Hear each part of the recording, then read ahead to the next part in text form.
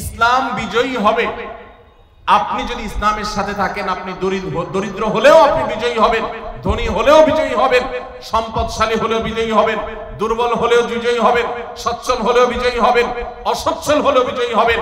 ইসলামের বিজয় নিশ্চিত। আপনি ইসলামের সাথে থাকলে আপনি বিজয়ী হবেন, ইসলামের সাথে না থাকলে আপনি দরিদ্র হলেও পরাজিত, ধনী হলেও পরাজিত।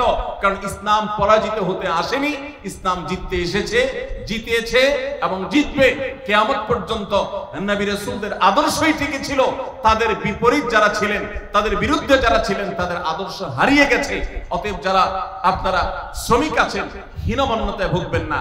আপনাদের জন্য একটা বিশেষ সুসংবাদ আছে। আপনারা জানেন নবী করিম সাল্লাল্লাহু আলাইহি সাল্লাম বলেছেন যে দরিদ্র মানুষেরা, কষ্টে যারা থাকে, যারা পরিশ্রম করে, হাড়ভাঙা পরিশ্রম করে উপার্জন করে, সেই মানুষগুলো ধনীদের চাইতে 50,000 বছর আগে জান্নাতে যাবে ইনশাআল্লাহ। প্রিয় নবী সাল্লাল্লাহু আলাইহি সাল্লামের কাছে ধনী সাহাবীদের সাথে গরীব সাহাবীদের কম্পিটিশন হতো। আপনারা জানেন একটি প্রসিদ্ধ হাদিস রয়েছে যে নবী করিম সাল্লাল্লাহু আলাইহি সাল্লাম দরিদ্র সাহাবীদেরকে তাদের প্রার্থনার ভিত্তিতে একটা আমল শিখিয়ে দিলেন। তারা বললেন, হে আল্লাহর রাসূল, ধনীদের অনেক টাকা পয়সা আছে, তারা টাকা পয়সা দান করে অনেক সওয়াব কামাই করে, অনেক কিছু করে, আমরা করতে পারি না।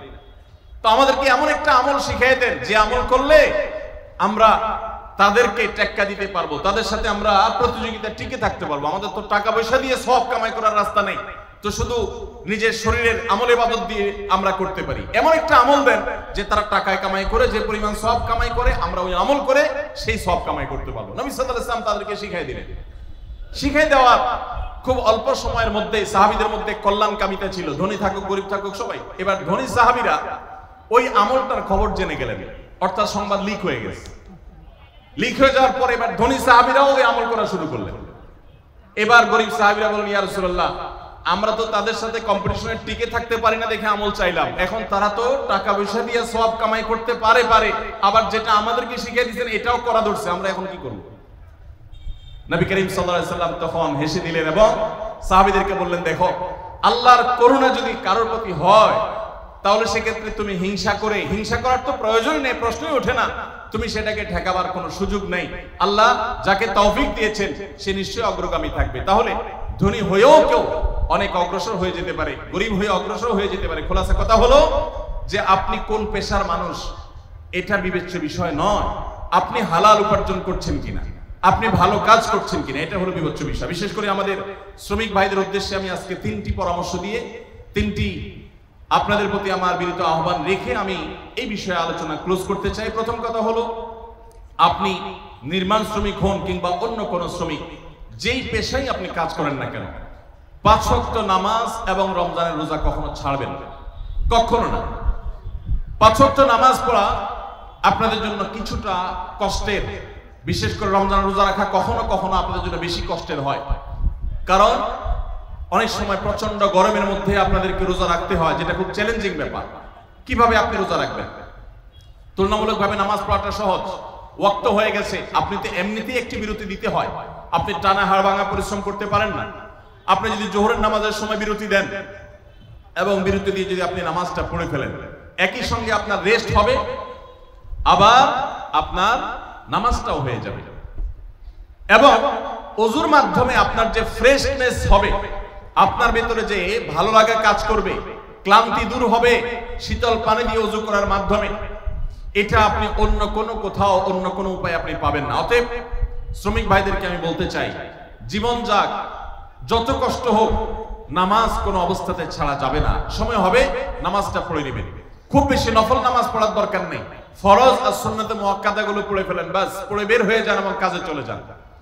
আর রোজা, রমজান মাসে রোজা রেখে অনেক সময় কষ্ট হয় আমাদের জন্য।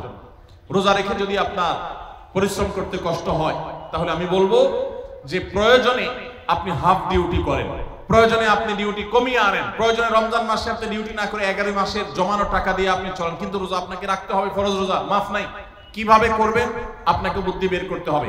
মিডল ইস্টে আমি নির্মাণ শ্রমিক ভাইদেরকে দেখেছি, যারা মিডল ইস্টে আছেন, সৌদি আরবে, দুবাই, তারা জানেন, বিশেষ করে সৌদি আরবে নির্মাণ শ্রমিকরা সবাই রমজান মাসে রাতের বেলায় কাজ করে।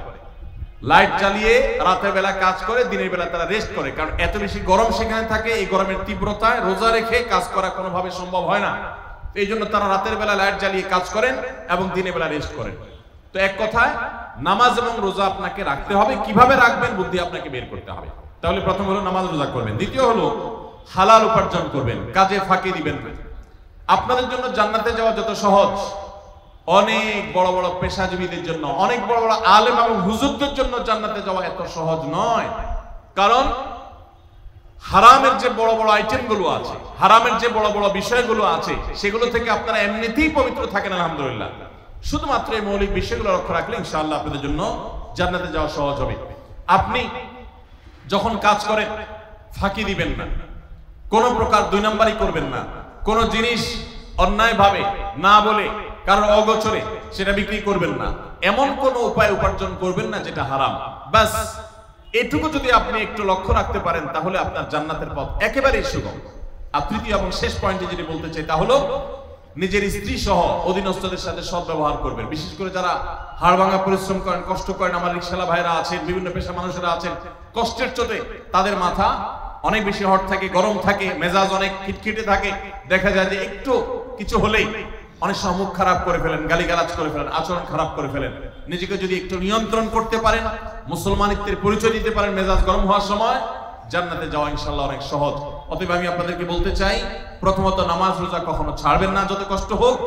দ্বিতীয়ত হালাল উপার্জন করবেন, উপার্জন করতে গিয়ে একটা টাকা যেন হারাম না ঢুকে সেই চেষ্টা করবেন।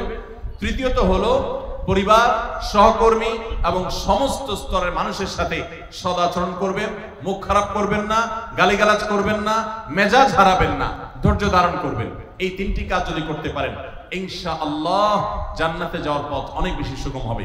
আল্লাহ তাআলা আমাদের সবাইকে এই কাজগুলো মেনে চলার, এই কথাগুলোকে মেনে চলার তৌফিক দান করুন। সবাই চেষ্টা করবো তো ইনশাআল্লাহ।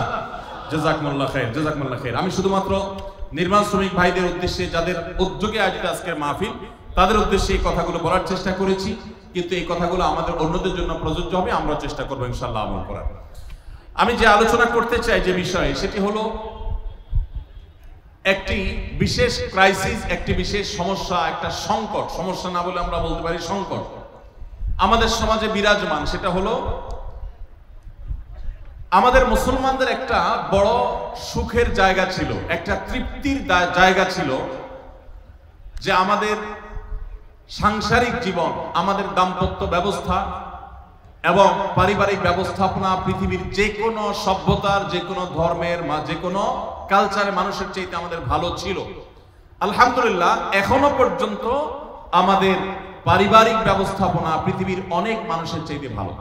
আমি একটা কথা প্রায় বলি, ইউরোপিয়ানরা, আমেরিকানরা, পৃথিবীর উন্নত দেশগুলো, তারা অবকাঠামোতে, শিক্ষায় তারা অনেক ক্ষেত্রে আমাদের চাইতে শত শত বছর এগিয়ে আছে। কিন্তু একটা বিষয়ে আমরা তাদের চাইতে শত শত বছর এগিয়ে আছি, আর সে বিষয়টা হলো আমাদের দাম্পত্য জীবনে, আমাদের পারিবারিক জীবনে আমরা যতটা ভালো আছি, আমরা যতটা সুখে আছি, ওরা আরো 200-500 বছরও সে জায়গায় যেতে পারবে বলে কোনো আলামত আপাতত দেখা যায় না, বরং তারা পিছনের দিকে যাচ্ছে। তাদের সোনালী অতীত তারা হারিয়ে এসেছে। আমরা এখনো পারিবারিক জীবনে যতটা সুখ ভোগ করি, আমাদের দেশে, আমাদের সমাজে, মুসলমানদের মধ্যে সন্তানের সাথে মা বাবার যে বন্ডিং, বোঝাপড়া, ভাই বোনের পরস্পরের যে বোঝাপড়া, আমাদের স্বামী স্ত্রীর মধ্যকার যে সম্পর্ক, যে ভালোবাসা, যে সম্প্রীতি, যে সৌহার্দ্য, যে মমতা, যে স্নেহ এখনো পর্যন্ত বিরাজ আছে। পশ্চিমারা, ইউরোপিয়ানরা এগুলো কল্পনাও করতে পারে না। তারা জানেই না যে আমাদের এই সমাজে পারিবারিক সুখ এবং শান্তি আমরা এখনো কতটা উপভোগ করছি। কিন্তু ভাইরা আমার, আপনারা সবাই জানেন আমাদের ঘরে ঘরে এই পারিবারিক সম্পর্কগুলো, বিশেষ করে দাম্পত্য সম্পর্ক, স্বামী স্ত্রীর মধ্যকার সম্পর্ক, এটা দিন যত অতিবাহিত হচ্ছে, পশ্চিমা সংস্কৃতির কুপ্রভাবে আমাদের সমাজ থেকে সেগুলো হারিয়ে যাচ্ছে, ধ্বংস হয়ে যাচ্ছে। ভাই ভাইয়ের মধ্যে যে সম্পর্ক আগে ছিল সেটা এখন আগের মতো নেই। ওদের চাইতে ভালো আছে, কিন্তু আমরা আগের চাইতে তুলনামূলক খারাপের দিকে চলে যাচ্ছি। স্বামী স্ত্রীর মধ্যকার যে সুসম্পর্ক ছিল সেটা কি এখন আছে? কি বলেন, আছে? বিবাহ বিচ্ছেদ, আগে পুরো থানায় একটা বিবাহ বিচ্ছেদের ঘটনা গোটা থানার মানুষকে নাড়িয়ে দিত। গোটা ইউনিয়নের মানুষকে নাড়িয়ে নিত। আর এখন আপনারা জানেন বিবাহ হইতে দেরি, ভাঙতে দেরি নেই। চায়না মালও আরো বেশি সময় লাস্টিং করে। দাম্পত্য সম্পর্কগুলো এতটাও লাস্টিং করে না। পত্রিকার পাতা খুললে দেখা যায় প্রতিদিন যে পরিমাণ তালাক হচ্ছে, শুধু ঢাকায় আরো অনেক বছর আগে প্রতিদিন 39টা করে বিবাহ বিচ্ছেদের ঘটনা ঘটতো। যতগুলো বিবাহ নিবন্ধন হয়, যতগুলো বিবাহ রেজিস্ট্রেশন হয়, তালাকের পরিমাণ তার সাথে টেক্কা দিয়ে আগাচ্ছে। এরকম ভয়াবহ একটা অবস্থা বিরাজ করছে। অতএব আমাদের দাম্পত্য জীবনে, আমাদের পারিবারিক জীবনে সুখ এবং শান্তির জন্য কোরআন এবং হাদিসের আলোকে আমি কয়েকটি টিপস যতটুকু সম্ভব হয় সংক্ষেপে আপনাদের সামনে আলোচনা করতে চাই। তার আগে কোরআনে কারীমের একটি আয়াত আমি পেশ করতে চাই। আল্লাহ রাব্বুল আলামিন কোরআনে কারীমে ইরশাদ করেছেন, ওমিন আয়াতিহি আন খালাকা লাকুম মিন আনফুসিকুম আজওয়াজান লিতাসকুনু ইলাইহা ওয়া জাআলা বাইনাকুম মাওয়াদ্দাতান ওয়া রাহমা ইন্না ফি যালিকা লাআয়াতিন লিকাওমিন ইয়াতাফাক্কারুন। আল্লাহ বলেছেন, তোমাদের পুরুষদের মধ্য থেকে তোমাদের স্ত্রী